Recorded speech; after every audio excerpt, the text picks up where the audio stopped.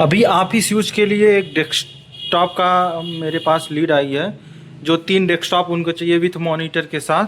तो हमने ये तीनों डेस्कटॉप निकाल दिए हैं और 3 मॉनिटर मैंने निकाल दिया। अब चलते हैं इसको तैयार करेंगे, क्योंकि ये i3 का डॉस बेस्ड मॉडल है। i3 12th जनरेशन है, जिसमें 8 GB RAM 512 GB SSD DOS है, जिसमें हम विंडोज़ 11 प्रो डाल के इंस्टॉल करेंगे।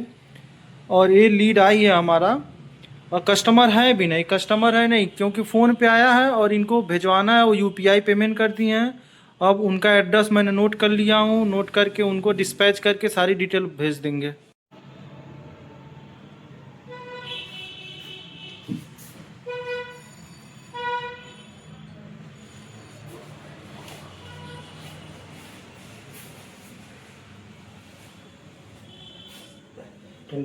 तो देखें 4 सिस्टम सब रेडी हो गया है, जिसमें आपको विंडोज़ 11 प्रो मैंने स्टार्टिंग में बताया था कि पड़ेगा।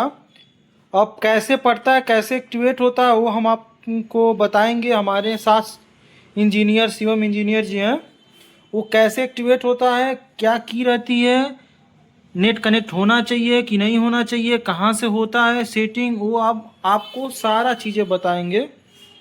और चलते हैं जहाँ सेटअप हो रहा है। तो ये CPU है जो स्टेप बाय स्टेप ये चौथी मशीन है, जिसमें हम सारा विंडोज़ वगैरह डाल दिए। अब कैसे एक्टिवेट होगा मैं आपको बता रहा हूँ।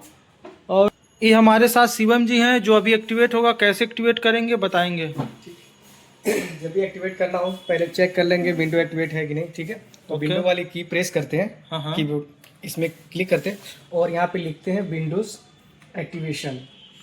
ये लिखते ही हमारा इंटर करेंगे तो ये हमारा दिखाएगा कि विंडो एक्टिवेशन है कि नहीं। क्या इसके लिए नेट कनेक्ट होना जरूरी है? हाँ बिल्कुल, नेट बिना कनेक्ट किए एक्टिवेट नहीं होगा।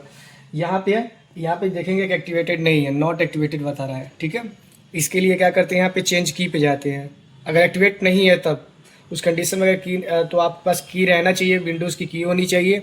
तो आपको मार्केट में मिल जाता है, ऑनलाइन और शॉप है तो वहाँ पे भी, हमारे वहाँ भी मिल जाता है। अगर चाहिए तो आप ऑनलाइन भी ले सकते हैं। ठीक है, तो आप इसे रविंदर सर से कनेक्ट कर सकते हैं, आपको की मिल जाएगा। ठीक है, 11 प्रो है तो हम उसका की डालते हैं। तो हमारे पास की है तो हम उस की को डालेंगे। ओके,